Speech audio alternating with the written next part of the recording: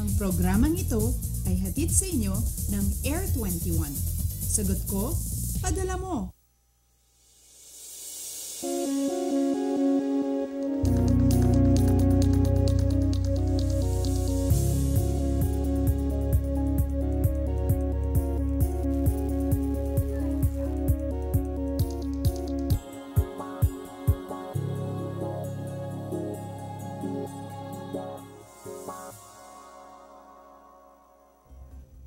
Magandang umaga Luzon, Visayas at Mindanao. How's your week so far? Sa mga estudyanteng papasok, gising at bangon na para iwas hassle sa inyong pagbabiyahe. Para naman kay tatay at kay nanay na nagkakape-kape ngayon, bago kayo magbasa ng dyaryo, sabay-sabay muna nating alamin ang magiging lagay ng panahon sa mga susunod na oras. Live mula sa Pag-asa Weather and Flood Forecasting Center, ito ang Panahon TV na mula Lunes hanggang Linggo, unang maghatid sa inyo ng pinakabagong ulat panahon.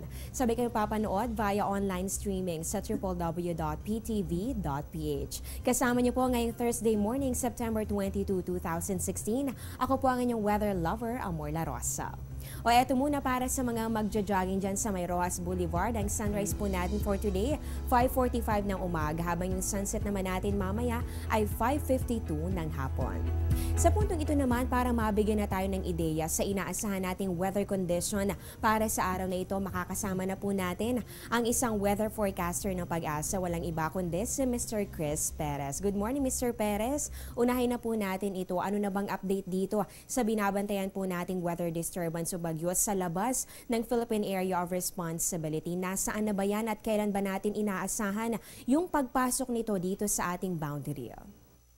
Magandang umaga, Amor. Tama ka nga, no? Patuloy tayong nagmo-monitor sa isang weather disturbance na nasa labas pa rin ng Philippine Area of Responsibility. At kaninang alas 10 ng umaga, ito ay tinatayang nasa layang 2,140 kilometers east of Mindanao. Ang nabanggit na sama ng panahon ay wala pang direktang epekto sa anumang bahagi ng ating bansa. Subalit sa mga darating na araw, particular na this weekend, inaasahan na ito na pagpasok nga ng ating area of responsibility ay posibleng kumilos ito patungo dito sa hilagang bahagi ng Luzon. So, inaasahan natin na posibleng ang magkaroon ng mga tropical cyclone warning signal sa ilang bahagi ng Northern Luzon simula po Sunday onwards. Kaya't patuloy tayong magmomonitor sa nabanggit na sama ng panahon. Antabayanan po ng mga kababayan natin ang mga weather advisories at saka severe weather bulletin na ipapalabas ng Pag-asa hinggil nga sa minomonitor nating bagyo sa mga darating na araw.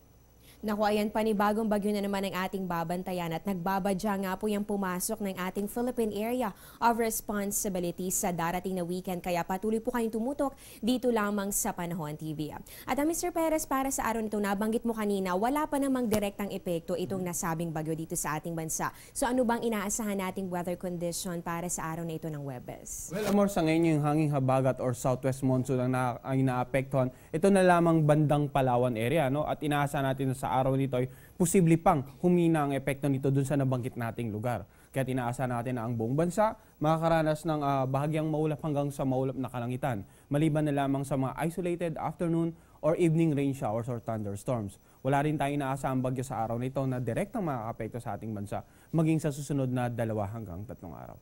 Ayan, para sa ating viewers, huwag pa rin kakalimutan ang pagdadala ng payong sa inyong paglabas ng bahay dahil posible pa rin ang pagkakaroon nitong mga pulu-pulong pag-ulan o pagkidlat, pagkulog.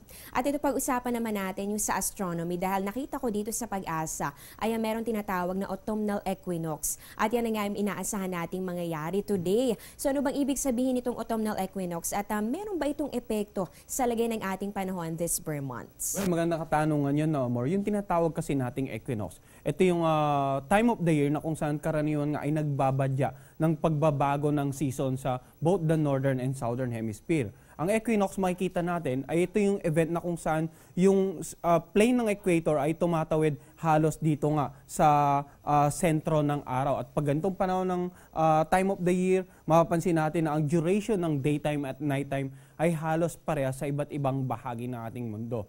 Ngayon, kung mapapansin natin, sa autumnal equinox, karaniwan nagbabadya ito ng pagsisimula nga ng panahon ng taglamig dito sa Northern Hemisphere. Ano nga ba ang magiging epekto nito sa lagay ng panahon dito sa ating bansa?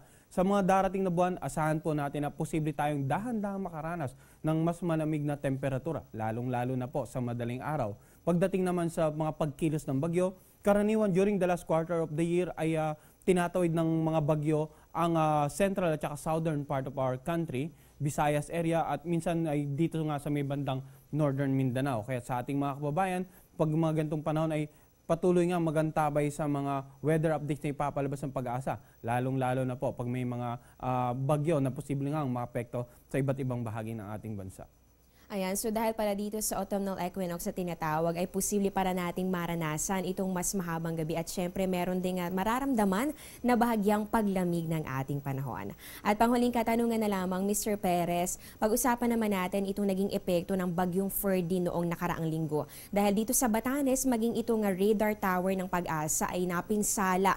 So ipaliwanag natin sa ating mga kababayan, ano ba ang function nitong radar tower na ito at bakit ito mahalaga dito sa weather forecasting? Amor, napakalakas nga nitong bagyong si Ferdy, no, na nung dumaan dito sa may bandang dulong Hilagang Luzon ay nasira itong radar tower natin sa Basco, Batanes. Now, ano nga ba ang kahalaga nito sa pagmomonitor ng mga weather disturbances? Ang isang weather radar ay nakakapag-provide ng mas accurate at high-resolution image ng mga weather system kapag pumasok ito sa 400 km maximum range ng nabanggit na weather instrument. Ngayon, pag karaniwang ang bagyo ay pumasok nga dito sa range na to, mas na-provide natin ng accurate information ng lokasyon, lawak ng bagyo at dala nitong paulan sa mga lugar na posible nitong maapektuhan sa mga darating na araw. Kaya ang Pag-asa, karaniwan ay nagtayo ng mga iba't ibang Doppler weather radar system, lalong-lalo nga sa silangang bahagi ng ating bansa, na karaniwan ay tinatawid or unang tinatamaan ng mga bagyo nagmumula sa karagatang Pasipiko. So napakalaking bagay po na ma-maintain natin at continuous operation ang mga Doppler radar, lalong-lalo na po pagdating sa pagmamonitor natin ng mga bagyo na maglalandfall dito sa ating bansa.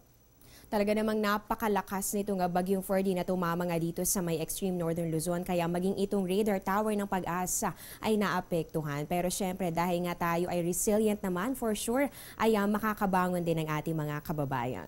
Ay maraming salamat Mr. Chris Perez sa binahaging impormasyon tungkol sa lagay ng ating panahon at mga dagdag kaalaman para sa ating viewers ngayong umaga. Nakapanayan po natin ang isang weather forecaster ng Pag-asa. Umpisa pa lang yan dahil magbabalik pa ang Panahon TV pagkatapos ng ilang mga paalala.